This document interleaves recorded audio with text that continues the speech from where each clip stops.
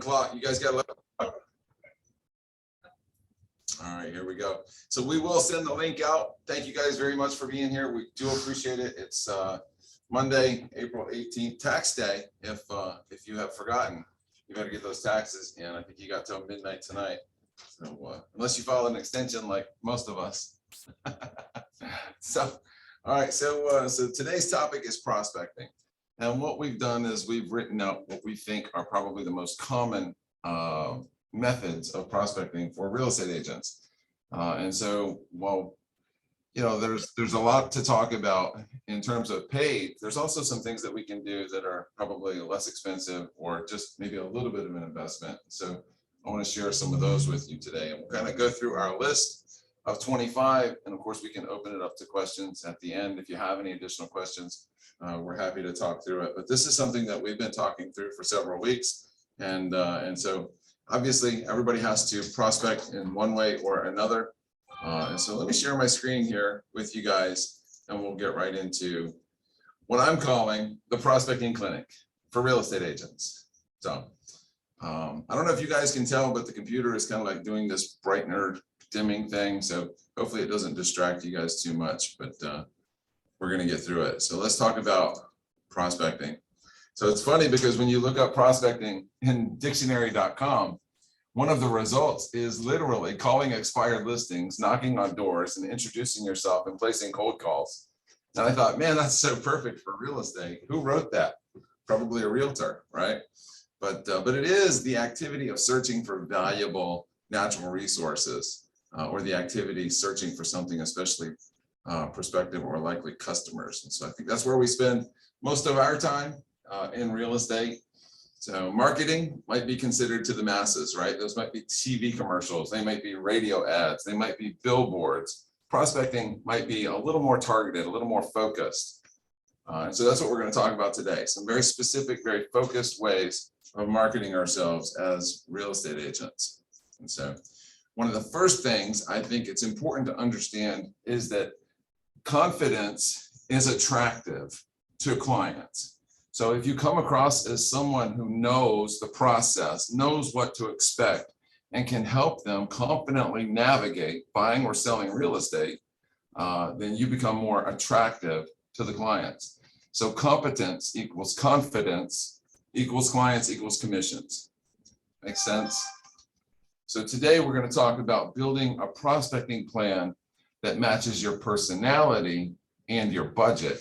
Because a lot of agents I've noticed come into this business thinking that all my friends and family are going to support me and it's going to be so easy. And it's not always as easy as we think it's going to be. So I've heard estimates of 10 to 15% of our expected GCI should be reserved for marketing or prospecting.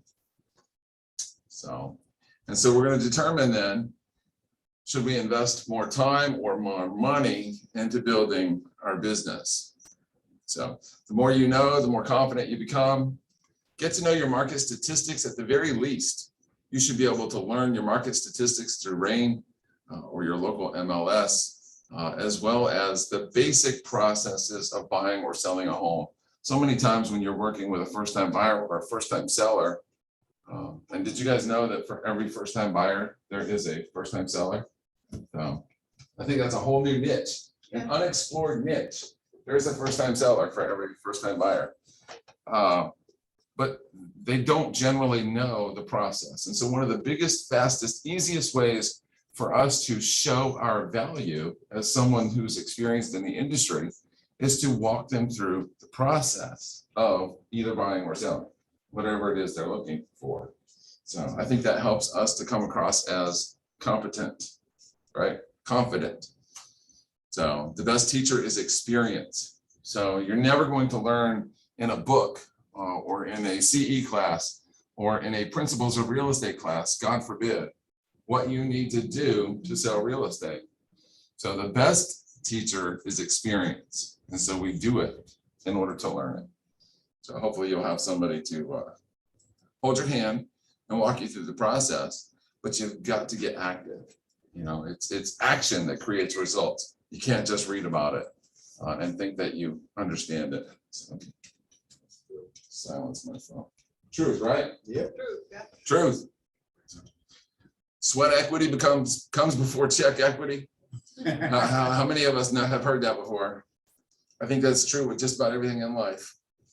You know? And your mindset as a realtor should always be that we get paid to help people. If you have the mindset that you sell people, or you're calling someone to see if you can sell them something, then obviously you come across with, as a person with commission breath. We've all heard that term, commission breath. Nobody wants that commission breath, but we do want to help people. We're helpers, I think, by nature when we come into this business. That's why nurses and doctors and teachers do so well in this industry, because they have a natural disposition that they want to help people, right? That's why. Yeah. So, so always keep that in your mind. We're here to help. We're not here to sell. That way it doesn't feel like it's about you. It's always about them and what you can do to benefit them. And so today's focus is going to be more on investing time, more time and less money into your business. So, and here are some statistics that we've picked up. I've heard Coach Fino use some of these. I've heard Dennis Giannetti say some of these. I've read some of these in NAR. To me, these are good. These are all signs that we can do this. We can get through this business. We can be successful in this business. I mean, if you know that you have a 70% chance of getting the listing, if you are the first person to sit down and talk with a potential seller, doesn't that give you confidence to go out and sit down and talk with this potential seller? You've got a 70% success rate, chance of success, right? So I think that's really, really encouraging.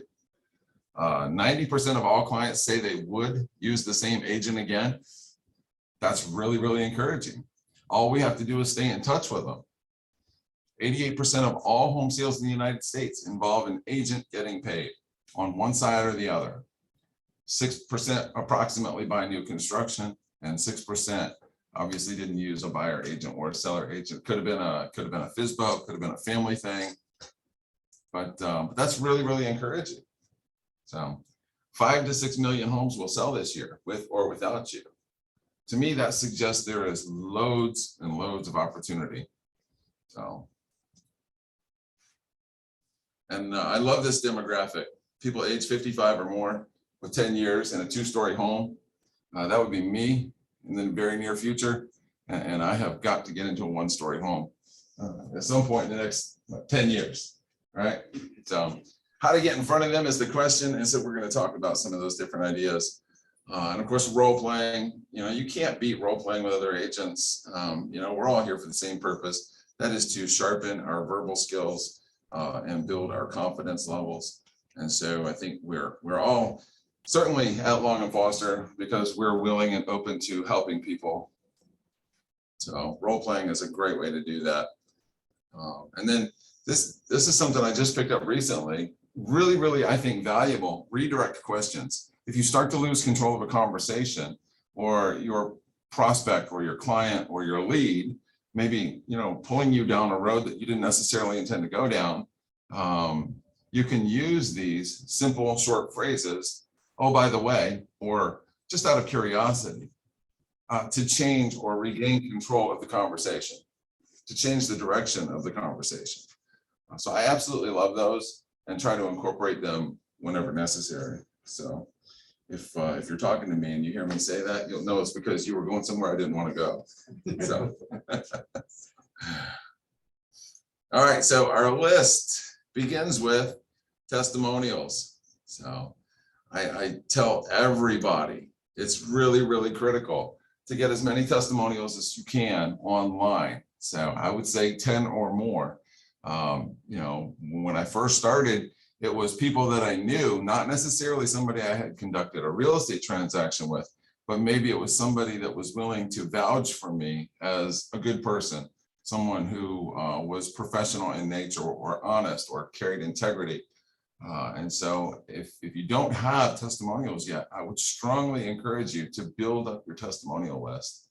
Really, really important, because who among us goes to buy something now and doesn't look at the reviews, right? We all do. It's critical. We all want to know, what does somebody else think about this service, this product, this person? Critical. So obviously video testimonials would be the best. They're evergreen, they last forever. And anytime you can put somebody's face and tonality to a testimonial, it's going to carry a lot more weight. They're a little more difficult to come by, but you want to put your Zillows on Zillow. You want to put your reviews on Zillow and Realtor.com, Facebook, soon to become Meta, Instagram. You should have a personalized Google Places page along the Foster testimonial tree. Obviously, we'll publish those into your website. So direct mail is something that I'm sure we've all talked about or thought about. And so part of the benefit of this list to me, in my mind, is the fact that we've taken the time to write this down and then talk about it. I think that makes it a little more easy to pick the ones that work best for our personality and our budget. Direct mail is a really, really popular option. It's basically a hands-off. We were watching Dennis Giannetti do a training last week, and he said that for every 2,000 cold pieces of mail that you send out, you might expect a commission or a closing. That does not mean, however, for every 2,000 pieces you send out, you're going to get a commission. This is, after all, a numbers game. So you may send out 2,000 and get 3 commissions, or you may send out 2,000 and get no commissions. And so this is over time, right? 6 months, a year. I think if you're going to go into a direct mail campaign, you should be prepared to stick to that for, say, 6 months, right? At least, just to know if anything's going to come out of that campaign. And if it's not, then maybe it's the ad, maybe it's the message, maybe it's the call to action. And so there's so many ingredients to a successful direct mail campaign. It could be the letter, it could be the envelope, it could be, like I said, the call to action. So there's a lot to work with and tinker with when doing a direct mail campaign. And so personally, I like to defer, I should say, to the experts at geographicfarming.com, Prospects Plus, Printer Peas, Listings to Leads is a technology company. They have a nearby seller, home seller letter, which is really, really good. Quantum Digital does direct mail. Wise Pelican we've used. And of course, there are many, many, many others. Auto email, of course. Enter as many people as you can into your Moxie CRM. Get them set up on these campaigns. So neighborhood news, holiday campaigns, Real Scout, you can set up nearby just sold alerts. I love that idea. Who doesn't want to know what the neighbor's house across the street sold for? I think we all do. So that's a really good one. And of course, a newsletter and Boomer's item of value emails, I think are really, really helpful, really good. Personal notes. I know Jeremy's a big fan of personal notes, so he can attest to the value in writing personal notes. And so we would encourage you to write 2 notes a day. 2 notes a day keeps the bill collectors away. I think that is very, very, very true. So, and you're just looking for anything that you can give thanks for, right? If you have great service at a restaurant, maybe you send a note.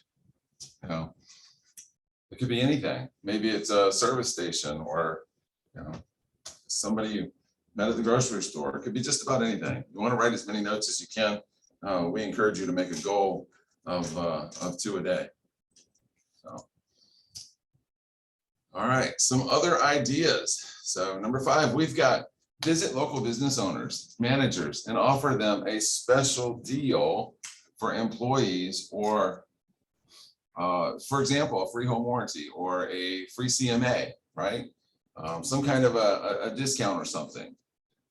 If they would choose to do business with you, you can leave flyers and then check back weekly to continue the conversation or restock, or you can create a custom savings plan and advertise it. You see people do that on Facebook, Instagram, and in the public eye. So lenders will oftentimes partner with you to offer a free appraisal, for example. So there's lots of different things that you can do if you're creative and you're willing to get out there and promote it. So I think that's one of the biggest areas we struggle is in promotion or promoting, our ideas or ourselves or our services. Open houses, of course, we all know about open houses. They don't have to cost a lot of money. You can spend a lot of money if you need to, if you want to, but they don't have to cost a lot of money. And so, I would say as often as you can, find a nice location, find an open house or the opportunity to conduct an open house in a location and a price point that's appealing to you. You don't have to have the listing yourself. You can host somebody else's house open. Now it would be great if it was a Long and Foster listing, but it doesn't have to be. Anybody can partner with anybody to host an open house. That's okay. You're serving the client's best interest by marketing and promoting that property, trying to find a buyer. Magazines and brochures. So you can drop off branded magazines. We're fans of the American Lifestyle magazine. They've got a couple of different variations on that now, but you can drop off or order or send those magazines or those types of materials to anybody that has a waiting room. It doesn't have to cost a lot of money. You could do that. So, and then number 8, I think is kind of cool. You could ask to practice your buyer consultations and your listing presentations with your friends, family, and sphere of influence, because it takes some of the, I think, what's the word? If you're just asking them to practice, then they don't have an expectation that you're trying to sell them something, right? Their expectation now is they're helping you, right? You're gonna go have coffee, you're gonna spend 30 minutes together, you're gonna hang out, you're gonna have a good time. You're just gonna continue to build that relationship and that rapport. And oh, by the way, you're gonna practice either a buyer consultation or maybe a listing presentation. I think it would be kind of a cool thing to do regularly with folks, and it's going to keep you top of mind. Obviously, you're going to get a coffee or a drink out of it, and you never know what that might turn into. Maybe they are actually in the back of their mind thinking about buying or selling a house, and so the fact that you've asked them to practice was just the stars aligning. Right? But if you didn't ask them to practice, no guarantee that they would have called you. So I love the idea of asking people, hey, would it be okay to get together for 30 minutes? Maybe I could practice my brand new buyer consultation. Or, hey, I've been working on this new listing presentation. Would it be okay if I shared it with you? Take maybe 20, 30 minutes, right? If you want to be paid like a professional, you need to practice like a professional. Truth. Truth. Develop your elevator pitch. So this is a good one. I just saw another blog come out about this the other day, and I thought it was excellent. I'll send it out to you guys if you want it.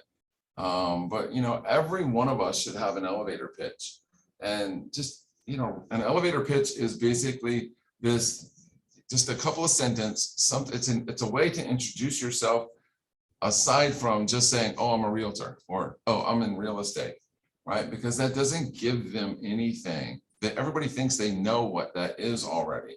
And so we're looking for an opportunity to take, 5 to 15 seconds and add a few more words to that introduction and give them a reason why they might think either to themselves or for someone else that we provide a valuable service. So if someone says, how's the market? Or what do you do? What do you say, right? Do you just say, oh, the market's crazy? Oh, the market's hot. Oh, the market's, insane, right? You should have a better answer than that. And so what we've been playing around with is, well, it depends. Are you thinking of buying or selling? Because the market is completely different. Maybe even renting, right? And so you're going to reply to them with a question in order to try to get more information out of them.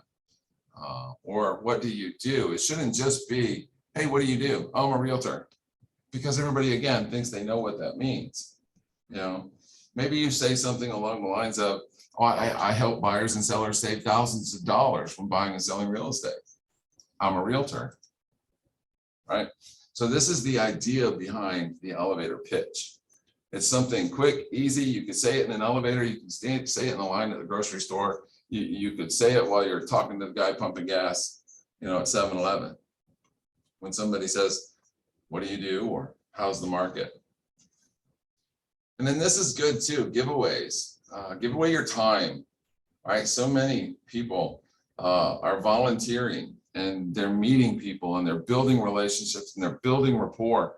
And so, not only do you get the benefit of volunteering and helping people who need help, you also get the benefit of making new relationships and meeting new people who can likely refer you to someone who's thinking of buying or selling.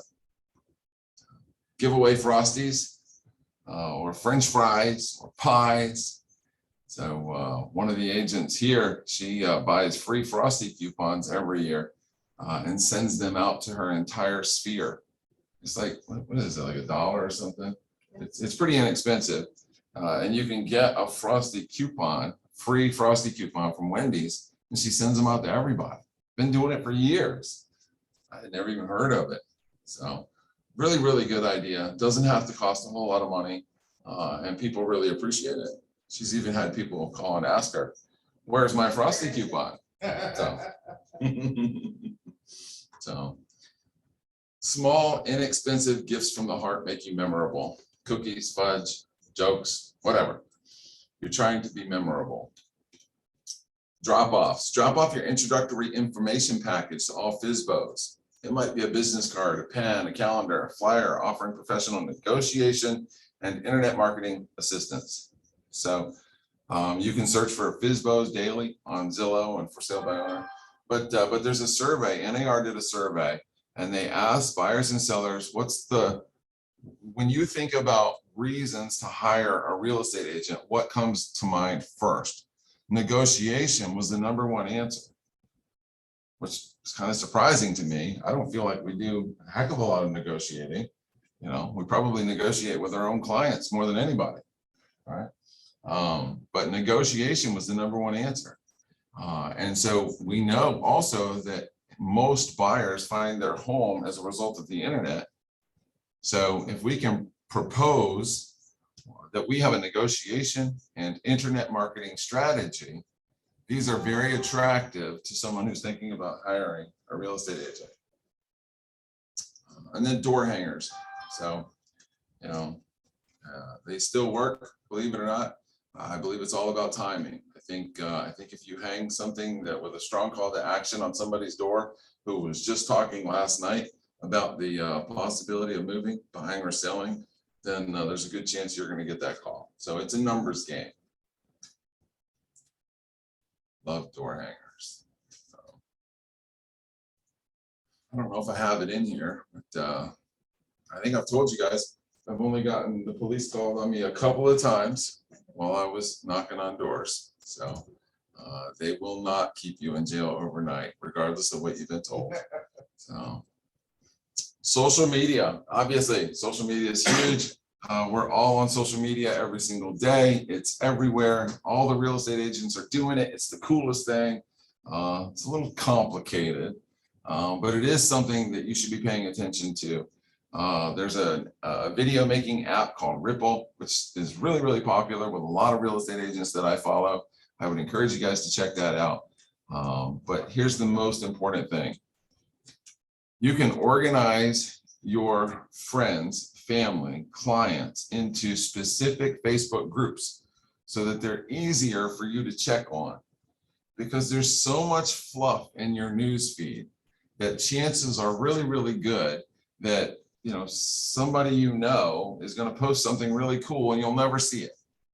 But by sorting your friends, your Facebook friends, into different groups, then you can make sure to go and follow up and check, make sure that you're current with your friends and family and sphere and past clients, at least that much. You could do this in 10, 15 minutes a day. You don't have to just scroll and scroll and scroll and scroll, hoping to not miss something. You can specifically go to this person's Facebook page, this person's Facebook page, this person's Facebook page, and so it's really cool that you can break up your friends list in Facebook. I would encourage you guys to go and figure out how to do that. There are videos about that on online that we've reviewed previously. That's a really, really good idea. You want to make sure that you at least acknowledge people on social. Nobody posts something because they don't want anybody to see it. Nobody posts something because they don't want a click, a like, a thumbs up, a heart, right? We post for engagement. And so make sure that when you see that your friend got a promotion at work or got a raise or got a transfer or what have you, that you're commenting, you're liking, you're checking, you're hearting. You're being memorable.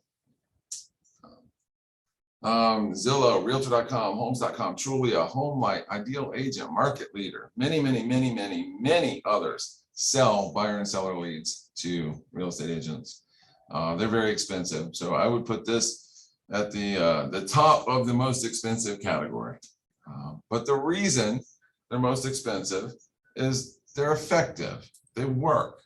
And so it's become more and more increasingly competitive, which drives up the prices, right? So that's why they've gotten so ridiculously expensive over the years.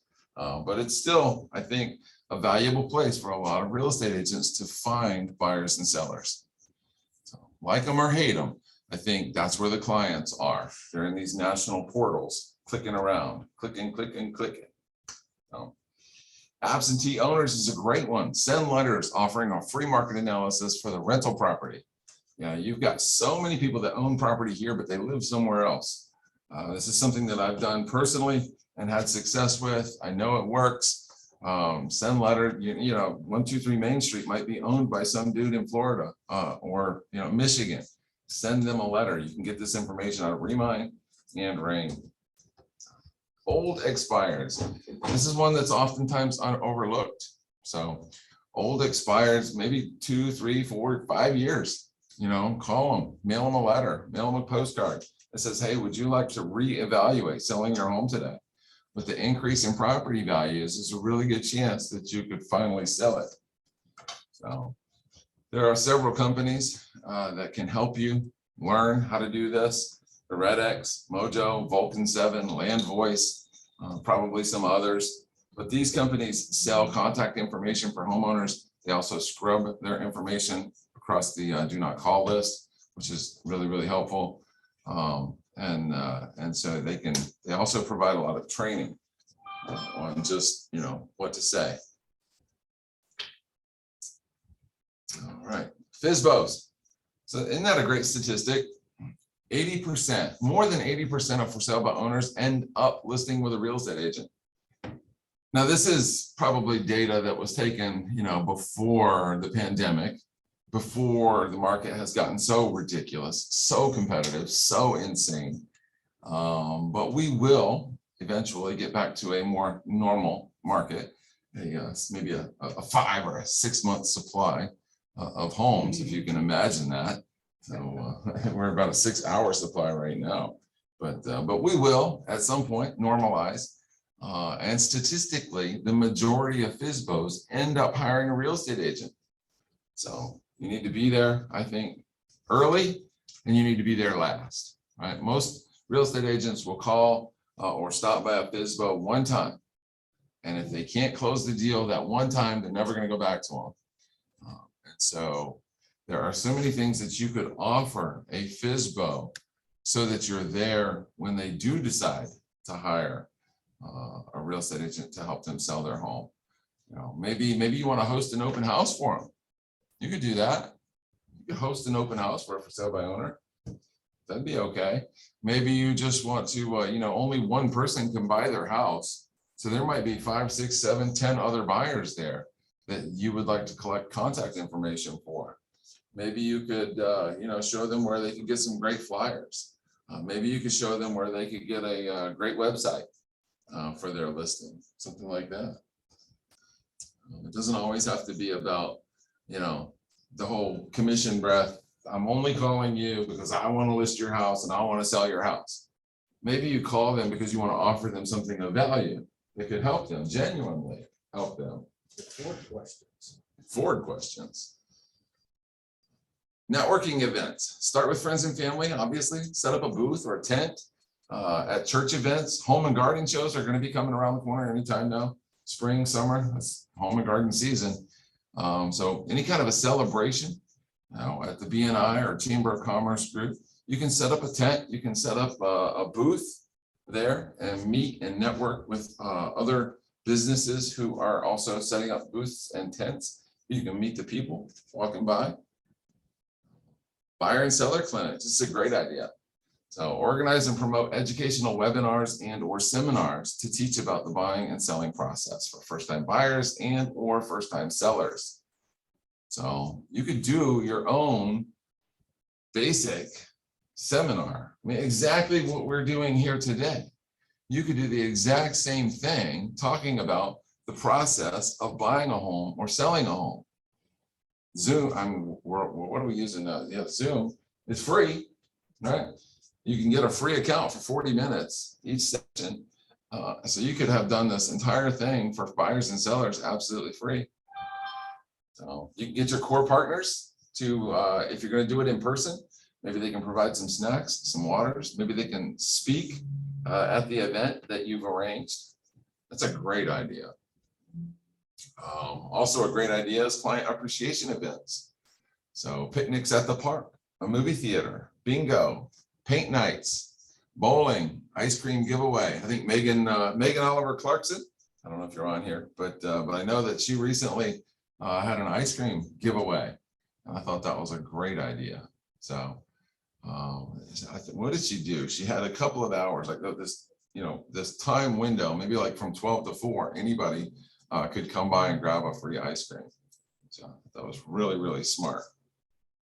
You can host quarterly. This is how you can turn this into a winning idea. Host quarterly events, client appreciation events, as a reason to communicate regularly with your sphere of influence by inviting them to the next event. It's so smart. So you can invite them also either written or mailed, written and mailed invitations, texts, emails, social media, video texts. So you have a reason every quarter to reconnect with your sphere of influence and your audience. That's really, really smart to stay top of mind.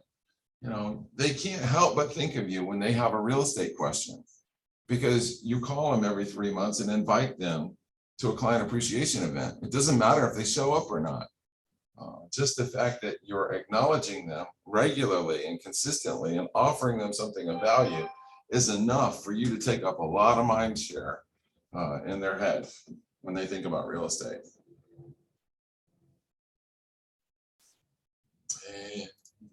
21.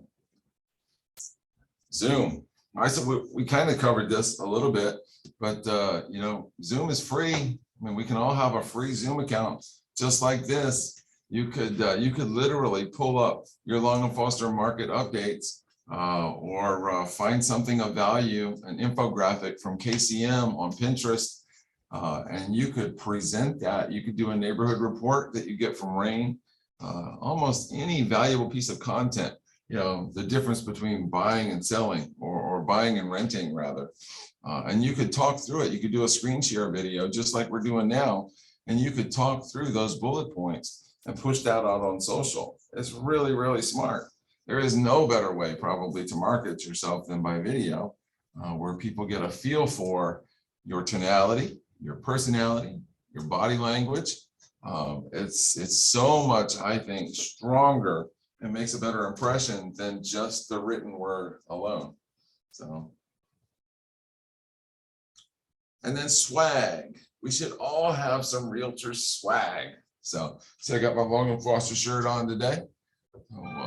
Should always, I think, have either a name badge, a hat, a jacket, a shirt, something that says I'm in real estate. Ask me about real estate. So, the idea is that, you're going to go window shopping or go shopping for real, go to the grocery store, go to the mall, what have you. And so there's a much, much higher likelihood of you meeting someone if you're out in the world than if you're sitting in the office or sitting at home hoping that somebody's going to call you.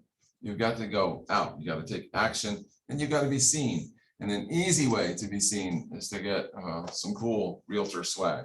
They have all kinds of cool styles out there now. So Now really, it's getting warmer, you can wear those t-shirts that ask me about real estate. exactly, a t-shirt, maybe a nice black t-shirt with the white letters that says, ask me about real estate. Ask me about renting, or ask me about buying, you know, anything. Yeah, good idea. Doesn't have to cost a lot. I mean, you need to close anyway. So visit builders, ask about partnering, right? So new construction is expected to be around and to continue to expand for the foreseeable future. We've had such a hit to our new construction over the last several years that we suspect builders are going to be busy for a long time, assuming they can, you know, cut down those trees fast enough and get those 2x4s to market. So this is a great one. I mean, you're going to have new builders popping up. You know, you're going to start to see new construction all over the place if you aren't already. It's going to continue to be a thing for the foreseeable future. And I'm telling you guys, you could offer them so much value because most of these guys, especially the smaller builders, you know, that don't have a sales force, they're so involved in ordering and receiving materials and supplies and having, you know, the workers showing up and, you know, who's out sick today and how are we going to get this A-frame, you know, all that stuff that they don't have a lot of time to spend on the sales side of the business. They know once the house is built, it's going to sell, but they're more concerned generally with getting it built than they are, you know, selling it tomorrow. And so that's the value that we can bring to a builder. And then social media, again, this is on here twice because it's 2 times important. So listings to leads is a great way to promote property on social media and collect free leads, or you can put some money behind it, run paid ads, reach a much broader audience and get even more traffic. So it's social media is one of those things, you know, where you may not necessarily get the results you're hoping for today, but you will collect information from folks that you can nurture over a long period of time. It is a great place to build your database. Names, addresses, and phone numbers. I mean, they come pretty darn easy. And you market to these folks regularly with real estate content, hoping that even if they don't open your email, it doesn't matter. If they see you in their inbox regularly, providing something of value, hopefully, they'll think of you when the time does come. So I just heard a testimonial the other day. So I don't know if you guys are familiar with Ricky Carruth, but let me jump over here. So Ricky Carruth is a guy who, you know, uses the telephone to build his real estate business down in Louisiana. Has been doing it for years and years and years. Sells over 100 homes a year, all by himself. Just a one-man show. And he was just telling a story the other day because he's got an email list of 5,000 people, and you know, every once in a while somebody will raise their hand and say, hey, I've been getting your emails for a long time, I'd like to do something now. That's cool. That's the goal. I think when we're collecting these names, email addresses, and phone numbers, it's not circle prospecting by telephone.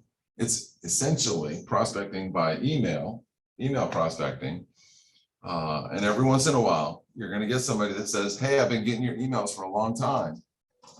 Would you mind talking to me about buying or selling? So circle prospecting, if you're not familiar with it, look up Ricky Carruth.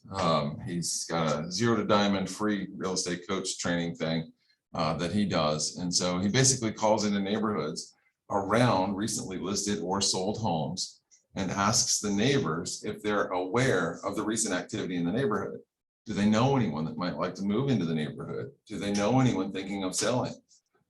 Or the more famous Ricky Carruth line, is there anything in the world that I might be able to do or to help you with? So you can find more information about this with the Red X, Mojo, Vulcan 7, Land Voice, etc. So again, all of these companies, they scrub their list across the do not call list, and they provide loads and loads of training. So And then I don't know where I heard this, but I like it. So the road to someday leads to the town nowhere. And in real estate, we all know location is everything. Can't help it. I like it. Sorry. All right. So this is relatively new. You guys can go online and find this. Go to Tom Ferry or just search the 5 real estate avatars. This was a really, really, really good video. I thought it was 13 minutes long. Jason Pantana, another real estate guru coach, was talking about the 5 main real estate avatars. You have the tour guide, right? This is somebody that shows off maybe individual homes or neighborhoods or communities or cities or restaurants, just giving a tour on video. And then you have the real estate agent who is the knowledge broker. And so they provide free and useful information for buyers and sellers, and they promote themselves via video as a knowledge broker, if you will. That might be someone that answers the question, what is caveat emptor? What is an encumbrance, right? And so they're just providing this useful information to buyers and sellers who are Googling or searching for answers to their questions about the process. Search magnets. And so we have a really good example of a search magnet. This might be somebody who is making videos about the town or the service area that they work in or live in, 3 reasons you should move to Suffolk, or 4 reasons why Suffolk's a great city, or let me show you these neighborhoods in Suffolk, or here's the fire department, here's the schools, always referencing what a buyer or seller might look for when searching a city or an area.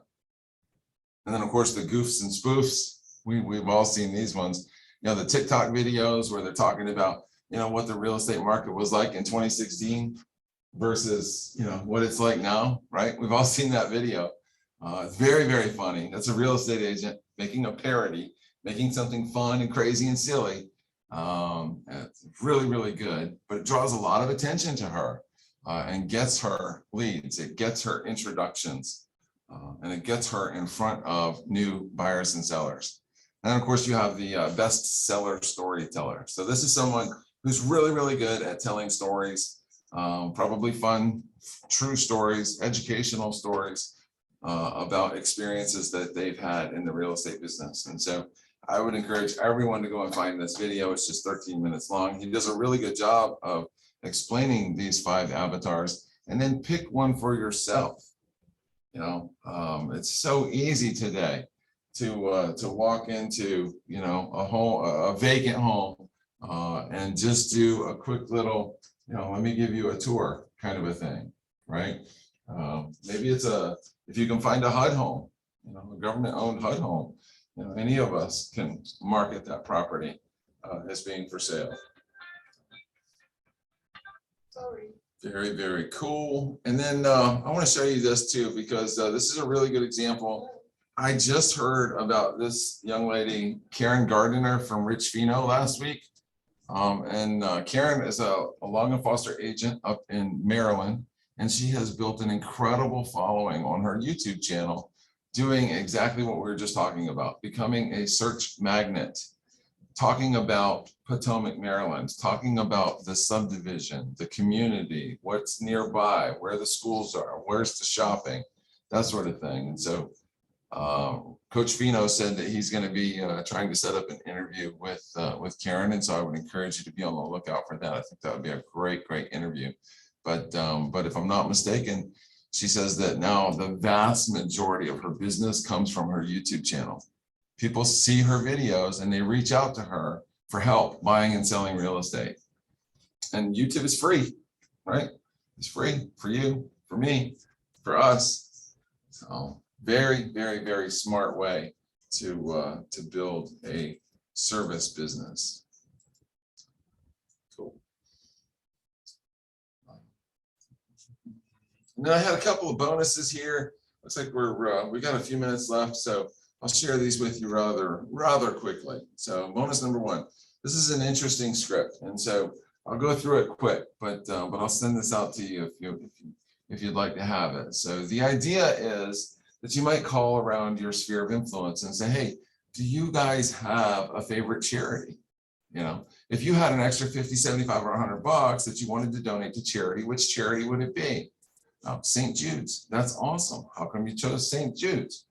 And then my second question is, if you needed real estate services or advice right now, who might you call? Hopefully they're going to say you. And so then you can explain to them, the reason I'm asking the questions is that in the state of Virginia, it's actually illegal to pay someone for a real estate referral. But what I can do is make a donation to a charity, your charity, St. Jude's, in your name as a way of saying thank you. Would that be acceptable? Right? And so I think it's a really, really interesting idea. It says, listen, I'm making a note of your favorite charity being St. Jude's, and you know, I'll keep that handy so that I'll make sure and donate whenever the opportunity to send me a referral comes up. So I thought that was just a really interesting way. It's an interesting reason to reach out to somebody that maybe you don't talk to very often. You know, maybe you say, hey, Bob, Jason, I'm going through my Rolodex. I know it's been a while. Listen, I'm making a few notes, and I want to donate more to charity this year coming up. If you had an extra $100 to donate, you know, is there a charity that you would probably pick? So you could, I think you could obviously put this in your own words, your own tonality, and you could probably present this in a way that didn't come off as corny or cheesy. I think it would be really, you know, I think they would be really receptive to the idea. So it's not something that they've probably been asked before. And then the home anniversary to your ambassadors. This is a really good idea too. So for your bestest clients, your ambassadors, consider making the anniversary of their home purchase extra special. So a couple of ways you could do that. I love the idea of hiring an air duct cleaning service for their home. It's going to cost you about $300-400 maybe. But man, what an impression that sets. I mean, they would really probably appreciate something like that. Hire a professional photographer to go out to their house and take family pictures. Very cool. Hire a home inspector to do a light inspection and walkthrough on their home anniversary. Really good idea. So the idea is $200 to $300 will go a long way in creating an emotional connection, an emotional attachment with your super ambassadors, your good friends, your great clients. So, and what's the average lifetime value of a client? I've heard it's $50,000, not counting referrals. If they move, you know, 3 or 4 times. So that would be well worth it in my book. Well worth it. All right, I think this is the last one. So, housewarming party. This is such a smart idea, you guys. This is also one that I think we came up with not that long ago. Really smart idea. So add to the list of services that you provide for your buyers, a housewarming party. So a few weeks after they close on the house and they move into their new home, they're all super excited, offer to invite, and you're going to tell them this up front, right?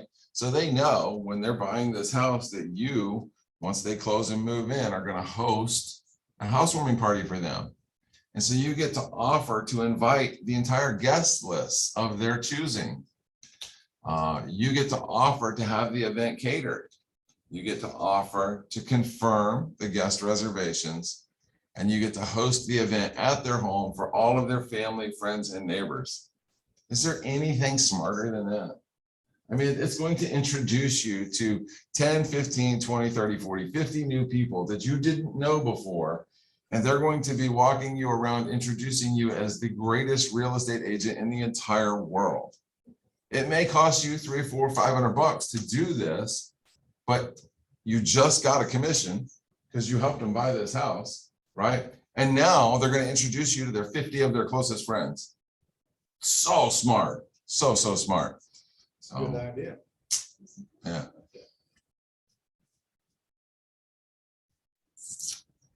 And then there were some other ideas. You know, you could do, somebody was telling us about, it was your friend who does a neighborhood cleanup.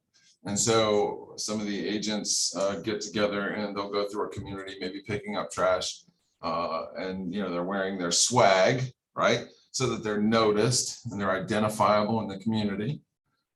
I know a lot of people give away pies every Thanksgiving season, but you know, apple pie is good all year round. All year round. So, all right, gang, we have reached the end of today's PowerPoint slideshow. Thank you very much for attending. I'll stop sharing now and answer any questions that might be out there. Well, then they're gonna have to unmute themselves. So if you do have something, please unmute yourself and feel free to speak up. How'd it go, Jeremy? Thank you for being here. Good, good, good. So, cool. Questions, comments, concerns, thoughts?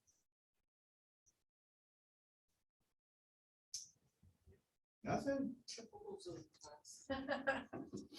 Say something, Holly. I do have a quick question.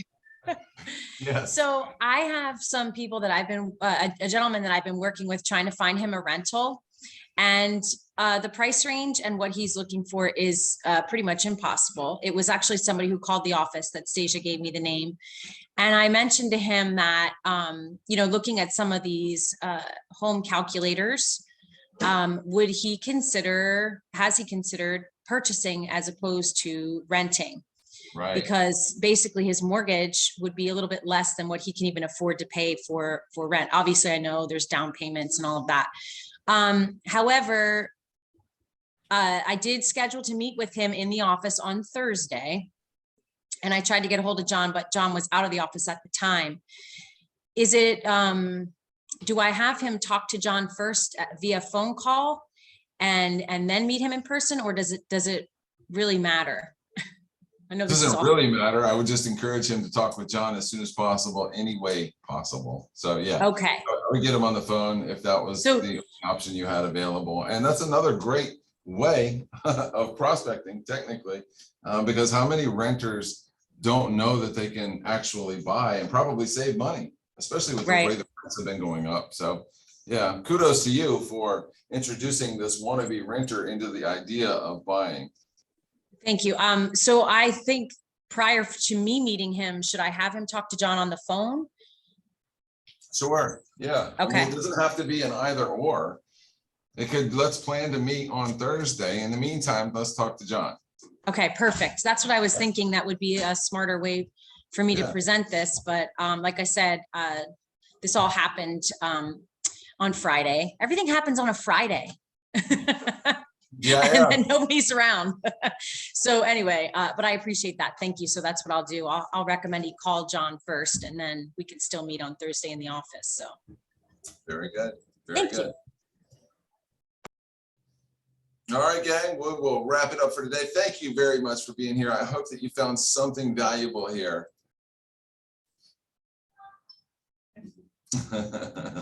Bye, Patty. Bye-bye.